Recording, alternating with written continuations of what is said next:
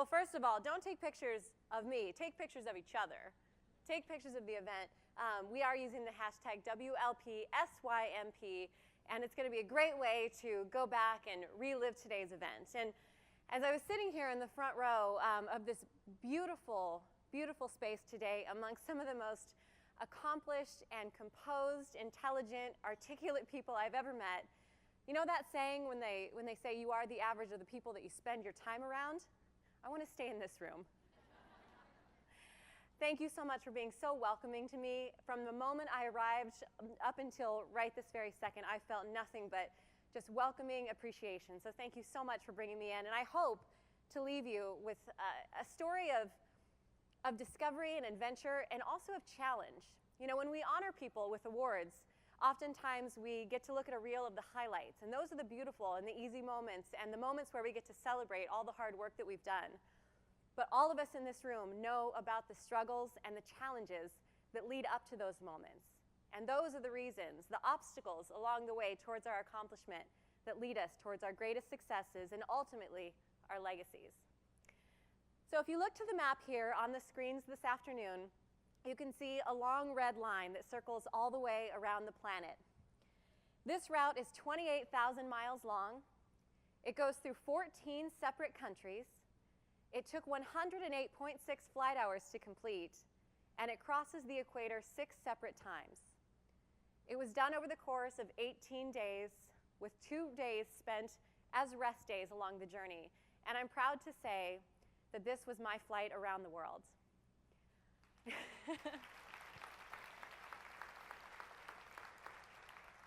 Thank you. Now, of course, it wasn't just my flight around the world. It was also the majority of Amelia Mary Earhart's flight around the world. In 1937, Amelia set off in her shining, beautiful Lockheed Electra 10E, the incredible aircraft, along with her navigator, Fred Noonan, to fly all the way around the world. Now, Amelia had set lots of records in advance of her flight around the globe, and unfortunately, during this trip, she never made it back. Amelia and Fred disappeared in the South Pacific about 80% of the way around, and there are still groups looking for Amelia to this day. So as her namesake, I decided to recreate her flight. Now we'll get into all the obvious questions. Are you related? Did you feel like you had to become a pilot? All of those things that every single day I answer on a regular basis. But first, I want you to travel back in time with me to Geneva, Switzerland. In May of 2014, I was standing in the middle of the Swiss Alps in one of the most beautiful circumstances you could possibly imagine. We're talking picturesque airplane tarmac, a private airport surrounded by gorgeous scenery, but also filled with incredible aircraft. We're talking $70 million jets, Gulfstream and Global Express, the fanciest stuff you've ever seen. And I felt so cool just being there, because the reason I was in Geneva, we were in preparation for the flight around the world, which I had been planning for about 2 years at the time. And I was there attending the European Business Aviation Conference, and we were promoting the flight around the world, telling the story, and getting everybody excited about this recreation of the Amelia Earhart journey. So in advance of this, we had heard that the media wanted to take a few pictures and put us on the cover of the magazine, the trade show mag that would get passed around the very next morning. And at these trade shows, which I'm sure we've all been at something similar, it's a big deal if you get on the newspaper the next day, because everyone's carrying it around as they're having their coffee, and you're kind of the talk of the town if you make the cover. Well, one of the journalists had slipped up and said, we're going to take a few pictures here, and we're going to put you as the main photo on the front. So it's a business conference, and as a smart former news lady, I put on my favorite dress. I had on a great pair of heels. And looking just like every other woman at the conference, what set me apart was that I was standing on the steps of a $4.5 million aircraft, the Pilatus PC-12 NG, what I would eventually fly around the world. And as the photographers were snapping away, all surrounding in a big circle, I hear out from the crowd a very deep gentleman's voice, and he says, hey, if you're going to take a picture next to an airplane like that, you might want to have a pilot in the photo. Everyone looks to me, what? And look at the look on my face. I'm kind of going, huh?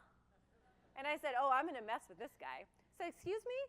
well, yeah, if you're going to take a picture next to an airplane like this, you should at least have a pilot in your photo. And he's getting kind of flirty. And I said, sir, and everyone's looking at me like, what is she possibly going to say, right? I'm in front of all my sponsors, all these incredible leaders in the group. I said, sir, there is a pilot in my photo. And you know what he did? He walked around and he looked inside the airplane. So the very next day, when we made the cover of the magazine and the story was right there, I realized just how much fun it can be to exceed other people's expectations of what you are capable of achieving. And that's really where it all started.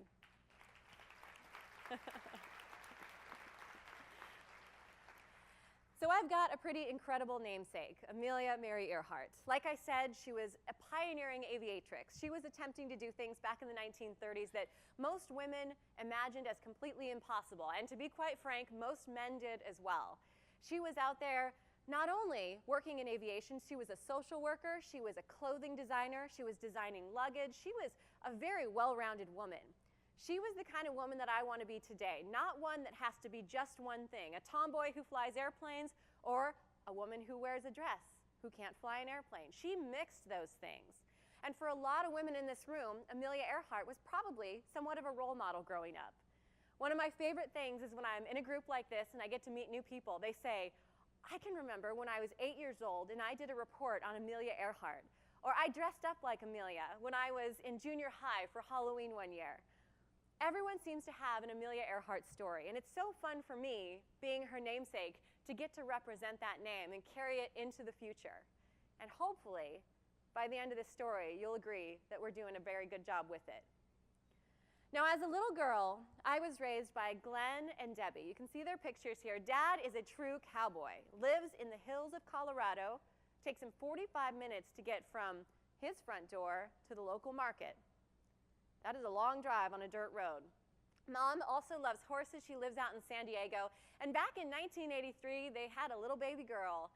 And my mom said to my dad, we've got an opportunity here. Our last name is Earhart, and it's spelled exactly the same as the original Amelia. My mom said, we've got to do it. We've got to name our daughter Amelia Earhart. And my dad said, that's a bad idea. That's a very bad idea. He said, do you realize she'll spend her entire life thinking that she has to fly airplanes, fly around the world, be some crazy adventurer? And my mom said, no, think of it this way. Our daughter will, number one, have a great role model already built in from history. Number two, she'll learn to be bold and passionate and daring and tenacious. And number three, no one will ever forget her name in a conversation, which is definitely true. So in the end, my mom went out. They named their daughter Amelia Rose Earhart.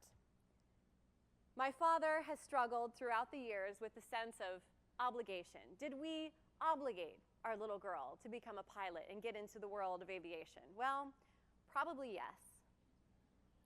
I'm going to say absolutely yes. In fact, most of my life I've spent answering this one question. So, your name's Amelia Earhart. Are you a pilot? And until the age of 21, well, maybe someday, possibly, I might learn to fly. And to be totally honest, I got so sick of seeing that overwhelmingly disappointed look that would come across people's faces when I told them that I wasn't yet a pilot, that I said to myself at 21, I've just got to figure this out. I've got to go out to the airport and take a flight lesson. So I called up Mom and Dad. I said, look, you guys gave me this crazy name. Can you at least help me out with a flight lesson? Well, money was really tight. There was never anything extra at home. So they said, unfortunately, we're not going to be able to help you out. So just work harder, get a second job, and go for it. We believe in you. And I said, okay, thanks for nothing. And I did get a second job. I was working anywhere I could while I was going to the University of Colorado at Boulder studying English literature. I wanted to be a high school English teacher. That was my goal. Well, the whole Amelia Earhart thing stepped in a very big way after I took that very first flight lesson. I went out to the airport, and I walked in, and I'll never forget the look on the instructor's face. Sir, nice to meet you. And I was incredibly nervous because there were no women at the airport, no one who looked like me, no one who sounded like me, certainly nobody my age.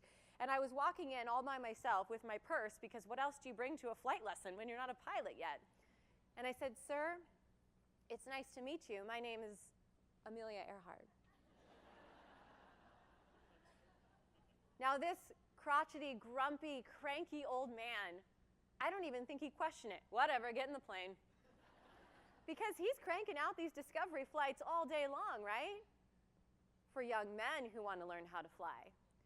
So he gets me in the airplane, shows me how to put on the safety belt, and says, here's a few instruments. Nothing special, certainly. We get in, we take off, and I like to call it my love at first flight moment. There was something about that first feeling, and I'd never even been on a commercial flight before. There was something about that first moment of elevating from the earth and putting that perspective between where I was and what was going on down at the ground. And that's where it all changed.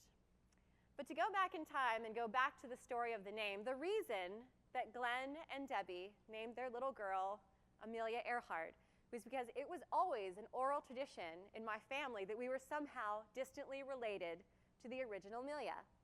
My great-great-grandmother told my great-grandmother, who told my grandmother, and then my father. Yes, we share that distant common ancestry because we both had roots to Pennsylvania. So through the years, I would get questions, even as young as 5 and 6 years old. Oh, little girl, your name's Amelia Earhart. Are you related? And I would always just naturally say what Mom and Dad said. Yes, we're distantly related to Amelia Earhart. Well, how? Well, I wasn't sure. So I would look to Mom and Dad, or I would avoid the question as much as I could, until I got to be about 21 years old when I took that flight lesson. Well, let me tell you, things about a namesake amplify when you start doing things similar to that person. I've recently met a pilot named Charles Lindbergh, and we had a lot to talk about.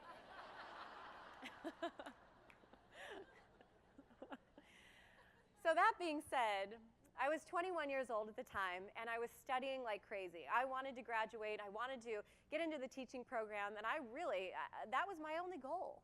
I wanted nothing more than to be that one teacher who introduces you to Catcher in the Rye for the first time.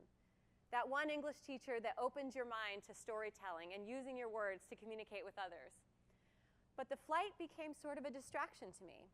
And so as I would tell people, yes, I just took my first flight lesson. This is so exciting, right? People would say, all right, well, you got to figure out exactly how you're related. I said, okay, you're right. So I saved up to hire a genealogist. And this was before you could just pop online and do your ancestry research yourself.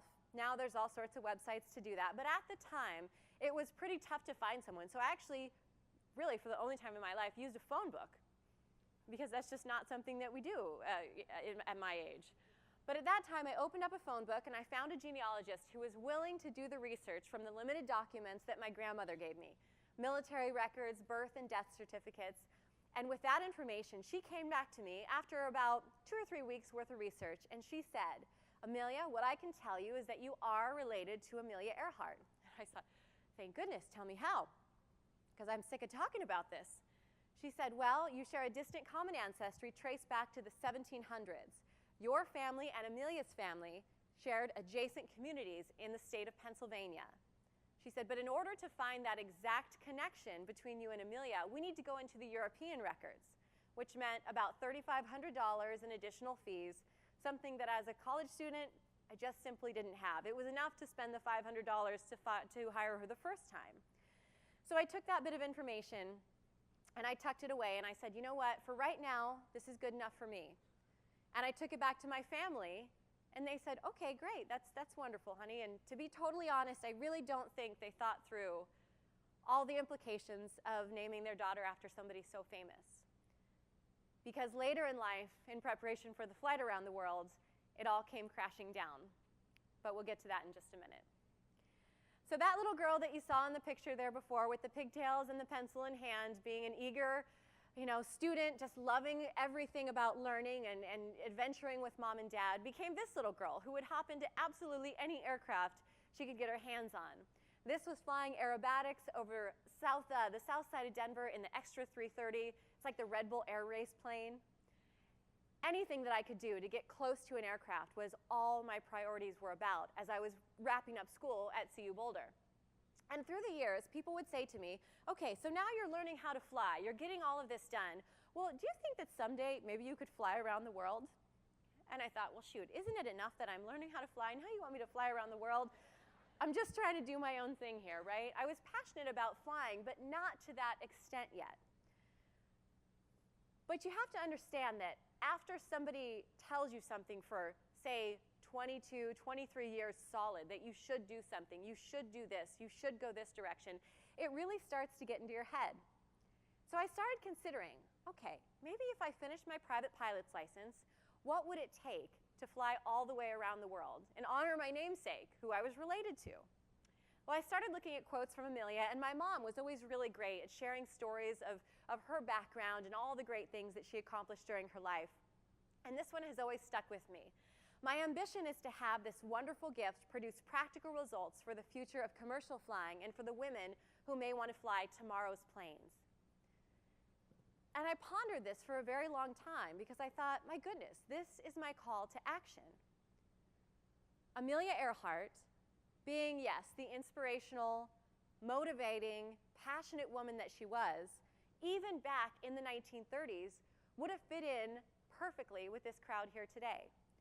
She wanted to raise other women up by what she was accomplishing day to day. She said, the reason I'm flying now is so that women like us can fly today's planes. So people would say to me through the years, you'll notice a theme here, a lot of they say, you should, obligation. Well, you should fly around the world and you should do it in a Lockheed Electra. That was Amelia's plane. I started thinking to myself, well, why on earth would I want to replicate a flight that obviously didn't end the way that she wanted it to? Why wouldn't I, as the smart, modern, intelligent woman that I was trying to become, use today's technology in aviation? Why wouldn't I use synthetic vision and GPS and the most modern aircraft I could possibly find to show the young women of today that flying around the world is a perfectly safe objective? And this was my backup. I said, I have proof that Amelia would want me to use today's technology. She said, so the women of tomorrow can fly tomorrow's planes. So this was the old job. I grew up through the years, started flying. Well, eventually that flight lesson led to a story in the local newspaper at school, and basically it was said that CU student Amelia Earhart is now learning to fly. Well, that went everywhere, let me tell you. People picked up on that story, and one of the interviews that I did was at the local NBC affiliate in Denver, Colorado. And I was interviewed for the radio station that was a partner with the TV station. At the end of the interview, they offered me a job. I was only a junior in college, and they offered me a job to do radio and TV. I thought they wanted me to clean the bathrooms. They had me submit a resume, and I honestly had cocktail waitress, golf course maintenance because I used to drive the big mower so that I could play free golf in the afternoons. I was also a car hop at a local restaurant. Those were on my job application leading up to this career here, which I did for close to 10 years. So this job developed through the years, and yes, I was flying on the side. I would get up at 2:30 in the morning, I would go and do the news, I would come home from work, I'd change into a pair of jeans, and I'd go out to the airport, and I would fly every single airplane I could get my hands on, working on my private certificate, my instrument rating, and eventually my commercial license. Well, in the back of my mind, I had started developing on a whiteboard at home and just kind of scattered papers through the house the plan for a flight around the world. I've got a name, why don't I use it? Let's go for it. Let's plan this flight. Well, while my friends were taking beach vacations to Cabo San Lucas and going away for spring break, I was slipping into a much more slimming outfit than my news attire. And I was going to places like Groton, Connecticut to do open water survival training in preparation for the around the world flight. And all of a sudden, I started sort of having this internal feeling that I was kind of like training to be a superhero, right? I was thinking, something's different here. Flying has taken me into all of these different situations. All I had to do was get the licenses done and start to check these things off the list and ask for help. And so I started planning at my house, like I said, sort of the flight around the world secret plan. There were a lot of things to do in preparation, though, to flying around the world. And we can take a look at this list, not so that you read every single item on the list, but just to give you an idea of some of the things that have to be checked off before you can make a flight like that happen. Had to acquire and test a satellite phone, get weight and balance computations done for the aircraft, get visas for 14 different countries, had to build a website, do social media, design a fuel tank. Because what I had been doing while I was on the news in the morning is going home and listing out all of the things that may be problematic for planning a flight around the world. I had another column, though, and that was people that could help me along the way. Who had answers to the questions that I was seeking when it came to aviation and flight? So I started checking these things off the list very, very slowly, and everyone in my life, including my parents, my bosses, my friends, were all sort of saying, well, this is really cute and all, and the flight around the world sounds like a great dream, but do you really want to do this? It sounds a little dangerous. You want to use a plane that only has one engine. I said, yes, but I want to use the right aircraft. And I want to put a good news aviation story back in the news, because we don't hear those very often.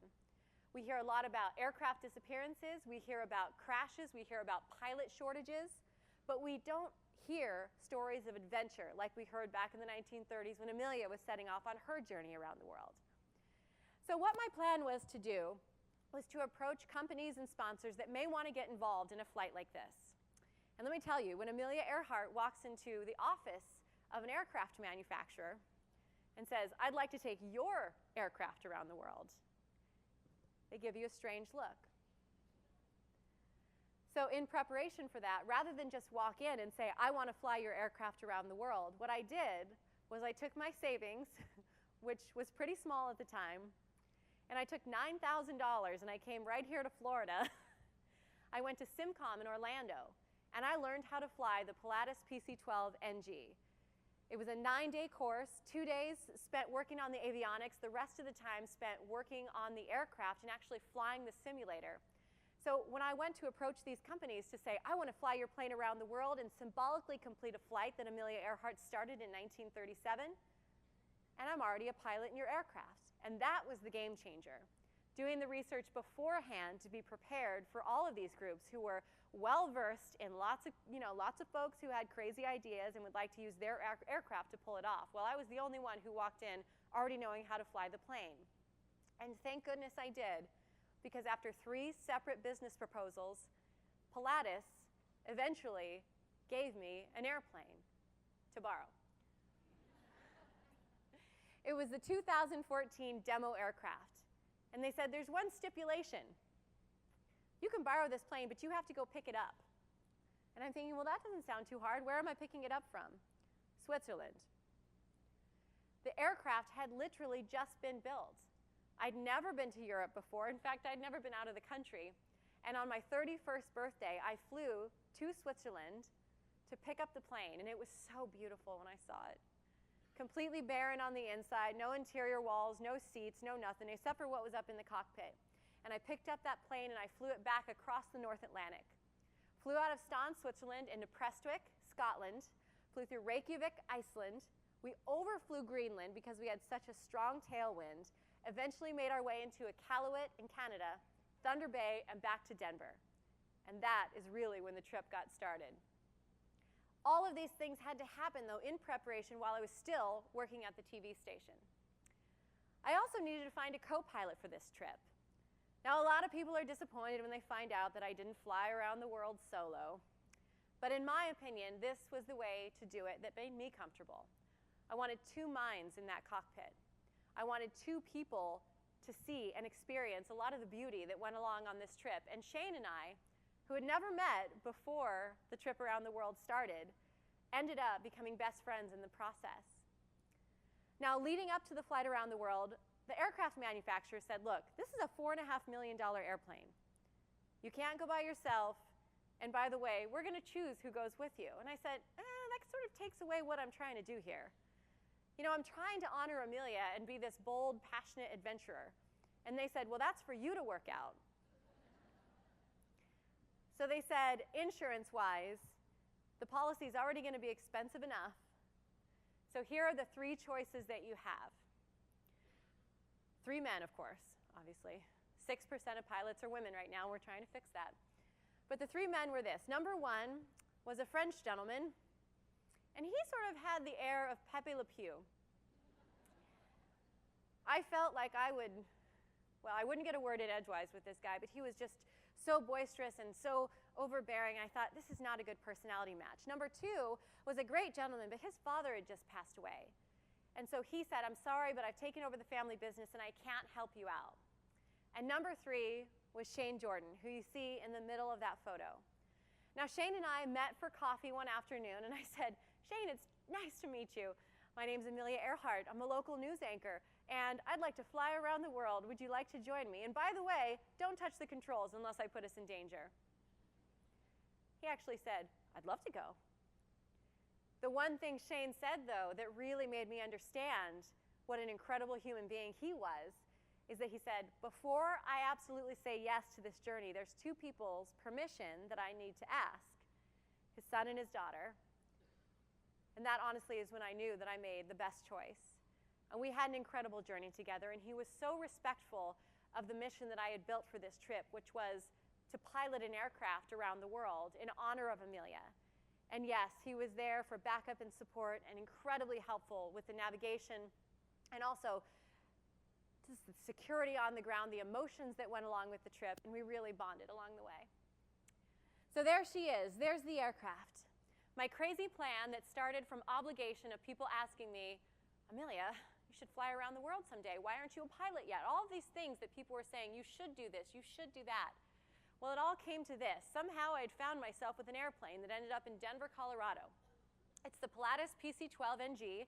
It's a single-engine turboprop aircraft that cruises at about 280 knots up to 30,000 feet. It's a pressurized aircraft, and it only has 1 engine. Now, that 1 engine is the Pratt & Whitney PT6, which is one of the world's most reliable turboprop or turbine engines. It's in every million flight hours has about 1 failure on average. So I'd say those are pretty good odds. So the aircraft came together. On the outside, we had the logos of all the sponsors on there, but inside was what really was important. Because in order to accomplish the recreation of Amelia Earhart's flight, we had to go basically around the equator. Now, the equatorial route is so incredibly long on certain stretches that the normal range of the PC-12 would never make it. Typically, the plane goes about 1,800 nautical miles before you need to refuel.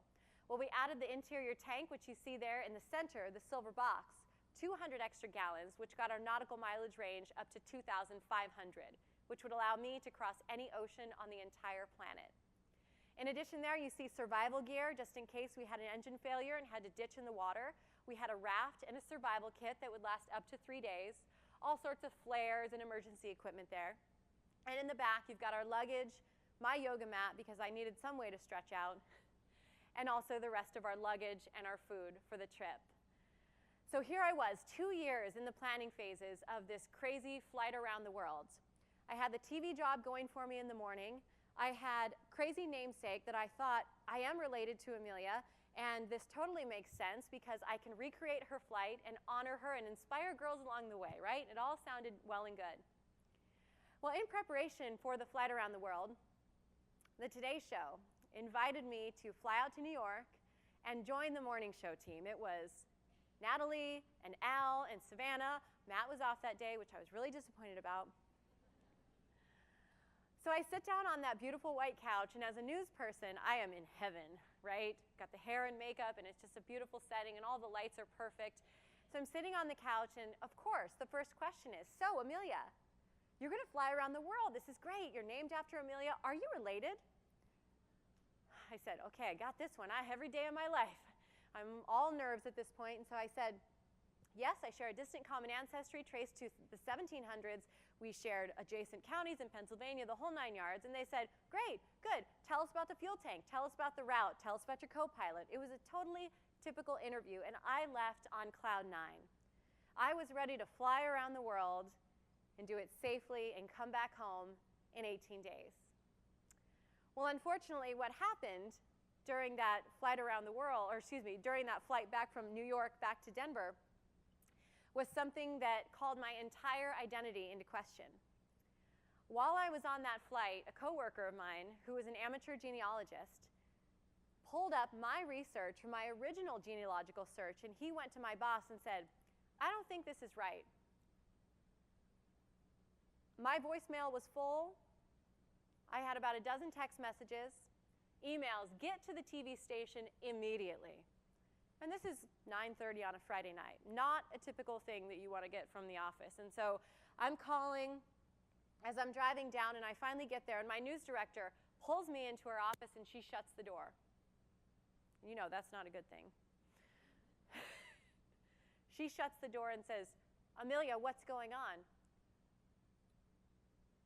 This research that you originally pulled doesn't match this research that coworker, who shall go unnamed, decided to do on his own.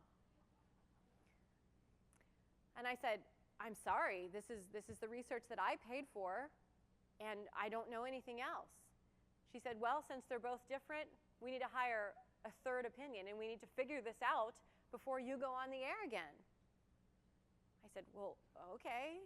And at this point, I'm a grown-up, so I can hire an actual, professional. I can find the best of the best, not just some random person in the phone book. I call Ancestry.com, and I say, I need your top guy. Salt Lake City, where all the genealogical records are. I want that guy, and I need the answers in less than 2 weeks. Well, apparently my news director liked that because she said, okay, fine. You can go on the air tomorrow. Just do your normal traffic and weather gig. But in the meantime, it had been made public, in fact, said on the evening news that my genealogy was in question. So I was getting ripped to shreds on social media and in the local newspaper and in comments on the website. I mean, you would think that I had killed a man. Everybody was questioning my character and my use of the name Amelia Earhart. People were accusing me of using the name to get ahead or using the name to get funds for this trip around the world. And so for 2 excruciating weeks, I had to go be on television while knowing that every single person who had heard about the story at home was looking at me wondering if I was telling them the truth. And it was one of the toughest 2 weeks of my life. I'm coming home from work one day, and I'm in my car, and I open up the garage door to pull inside, and as I'm pulling in, the phone starts to ring. And I see a Salt Lake City number pop up on the screen. And I'm very happy, but I'm nervous at the same time, and I stop the car and I answer the phone, hello? And it was my genealogist, and he said, Amelia, I am so very sorry to tell you, you share absolutely no connection to the original Amelia Earhart. And my heart just sank. I had spent 31 years of my life listening to other people tell me what I should do, from a family who decided to simply name the Amelia Earhart because of an oral tradition, believing what we'd been told for years. And I truly do think my parents had the best of intentions with it, but without the research led me down a path of extreme obligation with the name. So I very reluctantly called the TV station and I said, here it is. They called me down, set me on a stool in the middle of a dark newsroom with an overhead spotlight. It felt a bit like an interrogation. And rather than have a typical interview where you're looking into the eyes of a reporter being filmed from the side, I spoke directly to the camera. My name is Amelia Earhart, and no, I am not related. I came back home, talked to my parents very angrily. I had no idea how they could make such a critical decision in a person's life without doing the appropriate research. I hated everything about my name at that moment. I hated that first flight lesson.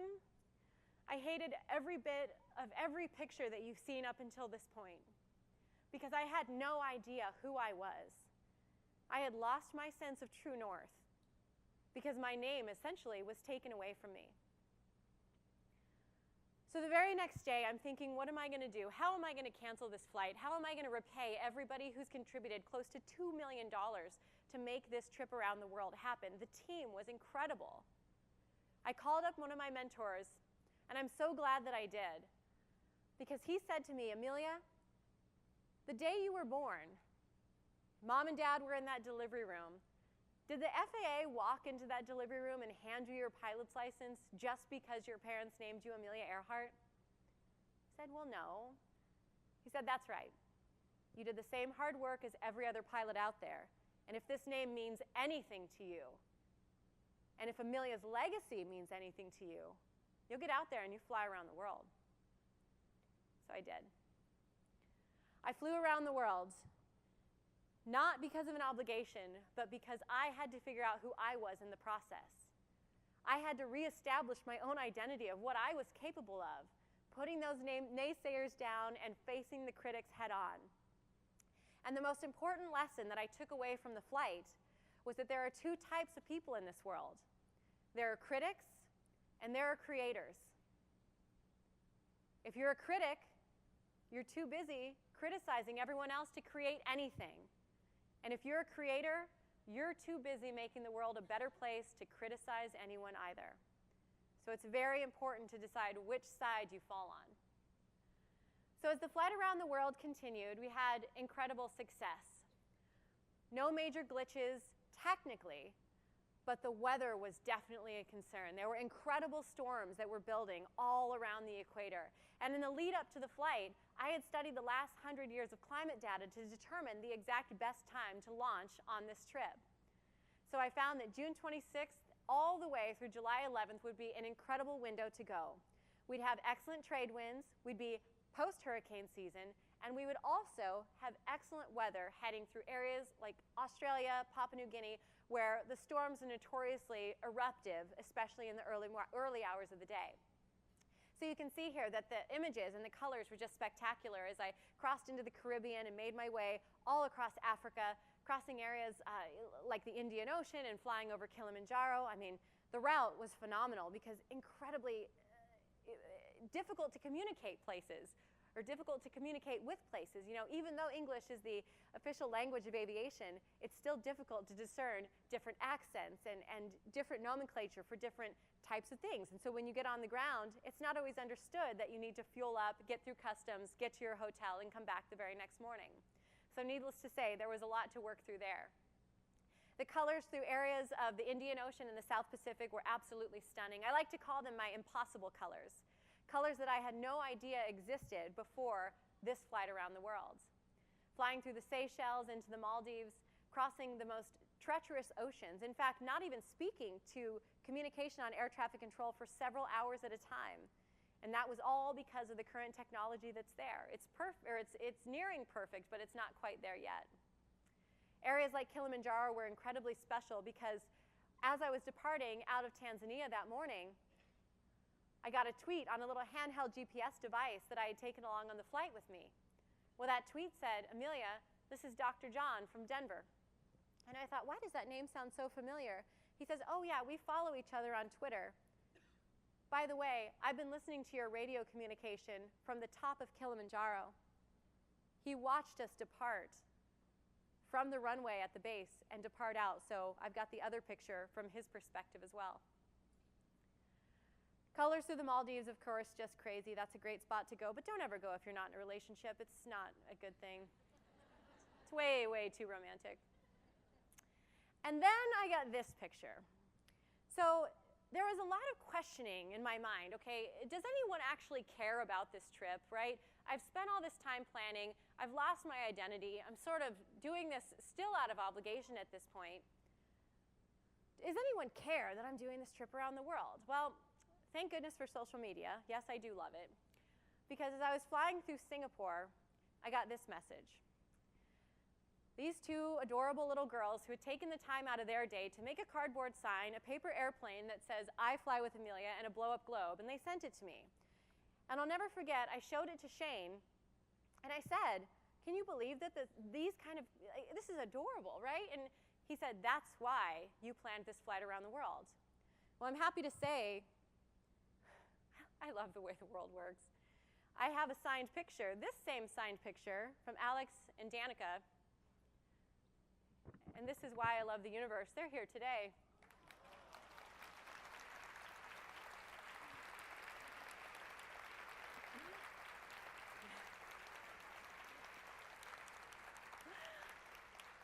Thank you, girls. So all because of that personal connection and the incredible shared spirit of what Amelia started, what the trip around the world had become, this reaffirmed everything in me that I was doing this trip for the right reason. That these two young ladies would take the time out of their day to put something together like this. And now the fact that just yesterday I found out that they would be here in this audience just proves that the trip was meant to happen. Also, thank you. Also, girls, where are you at? Can you stand up one more time? I'd like to, how about this? Since you guys decided to come up on stage and be brave with me, let's get you guys some discovery flights, okay? So Fly with Amelia Foundation, we'll get you guys flying. Whenever you want, you just call.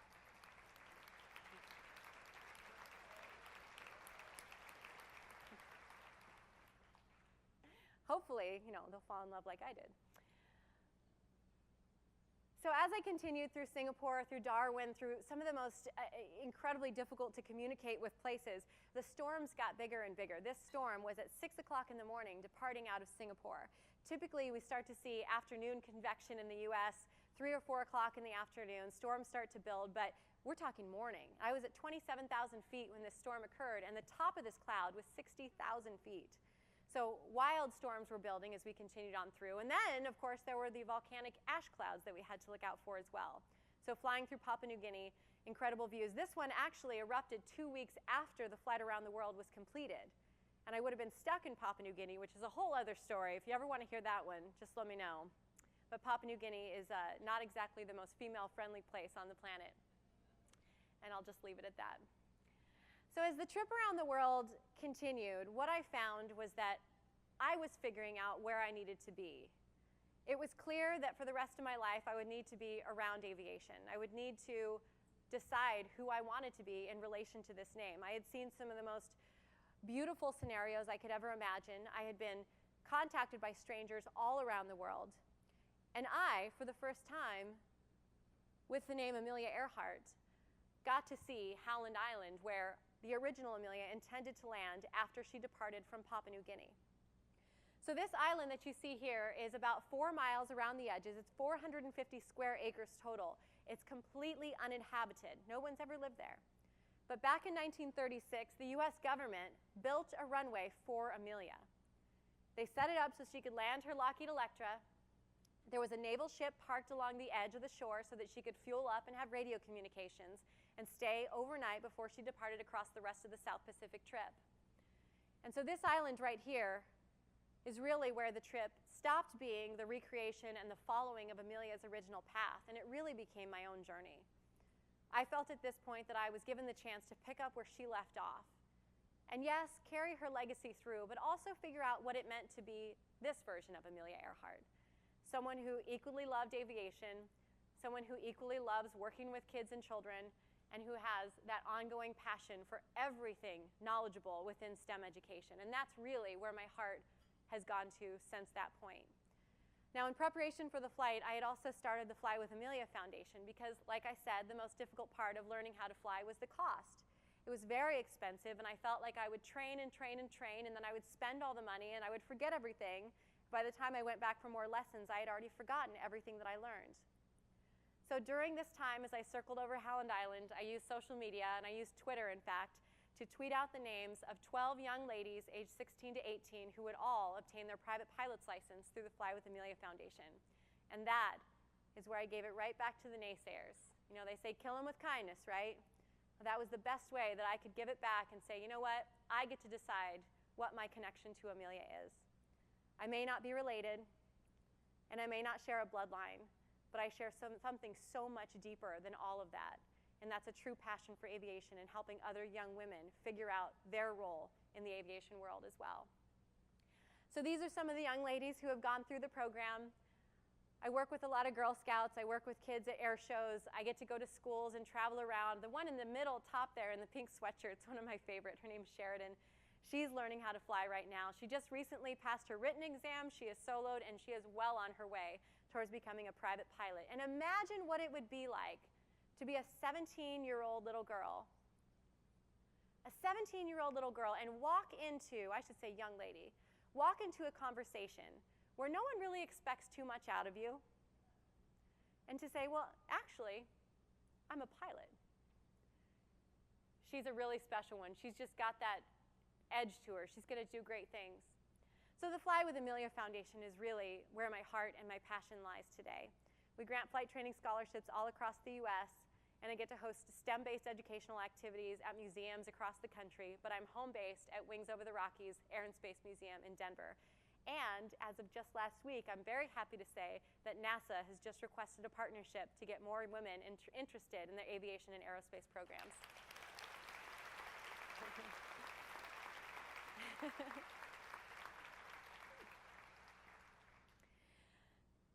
So as I was preparing this speech today, I wanted to pull together pictures that really show you how just beautiful it can be when history decides to repeat itself, free of obligation and free of all the things that people tell you you should be doing.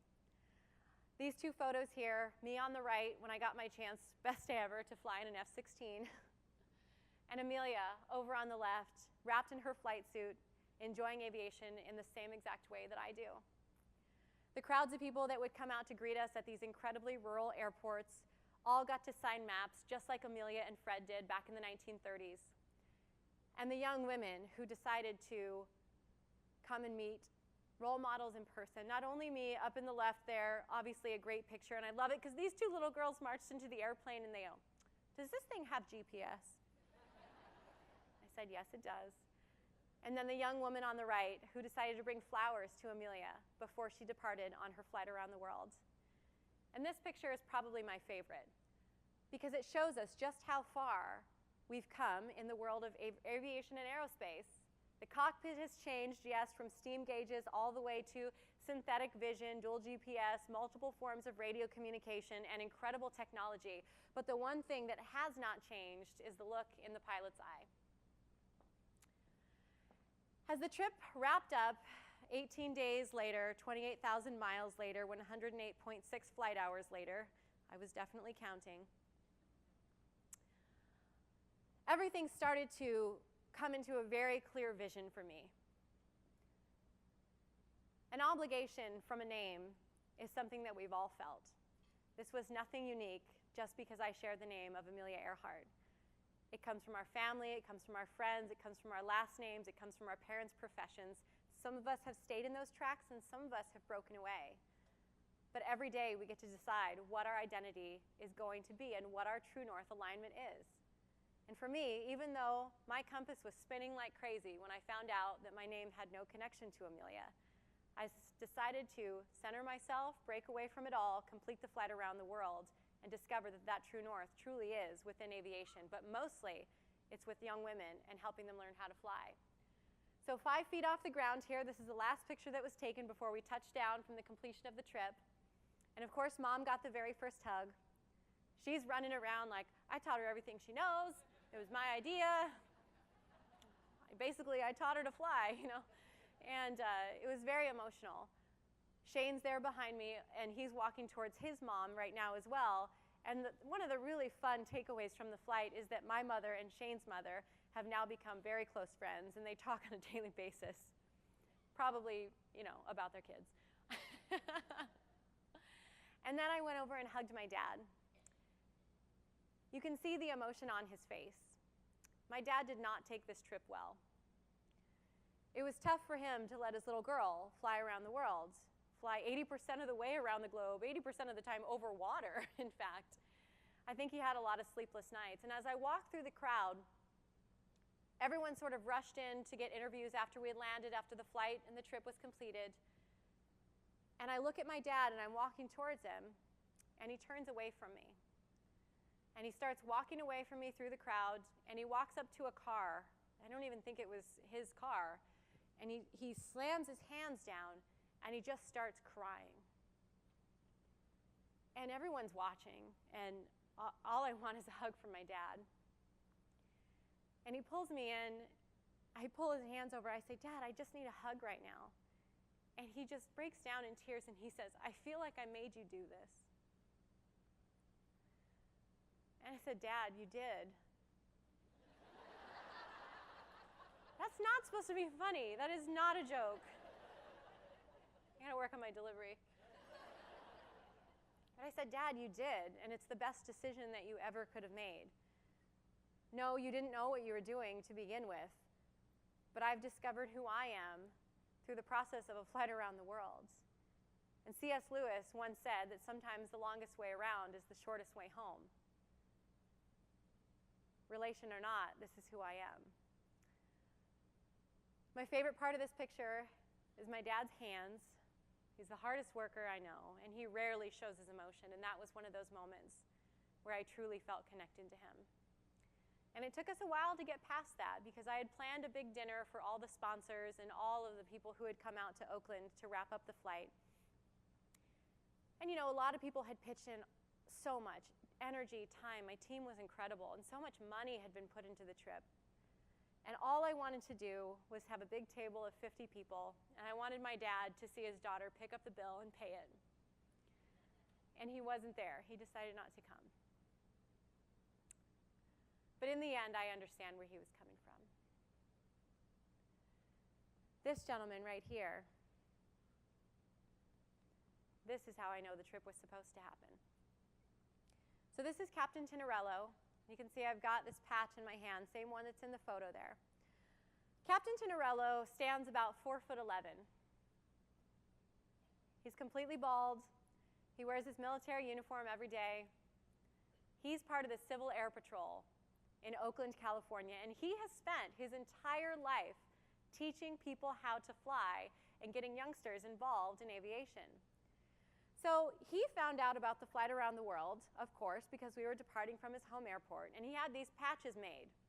And the whole huddle of people, all of the reporters and the family and the sponsors, and there's a huge crowd, and I'm just trying to get to the airplane because it's time to take off. I've got to make it within this very specific takeoff time. And Captain Tinarello is walking over to me, and he says, "Amelia, wait." And I said, "Sir, I really have to go." He says, "Come here." So I walk over to him, and he says, "Amelia, I made these 2 patches. You're going to carry one around the world, and I'm going to keep the other one. And when you get back, we're going to swap." I said, "No problem. You got yourself a deal." And I took the patch, and I tucked it into my map pocket right next to my left leg and carried it around an entire planet. And when I came back, there was Mom, there was Dad, and there was Captain Tinarello. Before this, completely a stranger, and now a very good friend. I grabbed the patch, and I carried it back over to him. And I said, "Captain, we made a deal." He said, "Yes, we did." I handed him the patch, and he handed me his. And this time, he also had a giant bouquet of red roses, which he gave to my mom. Guys, that's also not supposed to be funny. He gave them to my mom, and he pulled me in very close, and he said, "Amelia, there's something I didn't tell you 18 days ago when we met for the very first time." And here I'm thinking, you know, he's sick or some sort of bad news is coming. There's so much emotion going on. Everyone's crying. Everyone's happy at the same time. I'm going through just a whole slattering of emotions because the trip is over.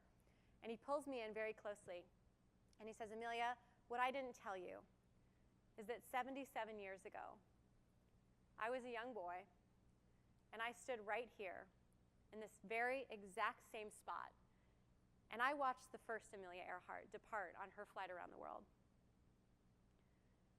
He looked me in the eye, and in the most genuine sentence I've ever heard in my life, he said, "I've been waiting 77 years to see her come home, and you just brought her back to me."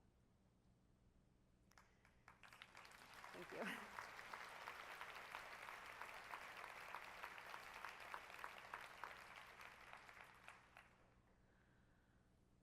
Another thing that Captain Tinarello had also done is brought a flag from every single country that I flew through. He had them arranged in a half circle right in front of the propeller of the aircraft once we had parked, American flag on one end and also on the other, showing that we had completed the journey.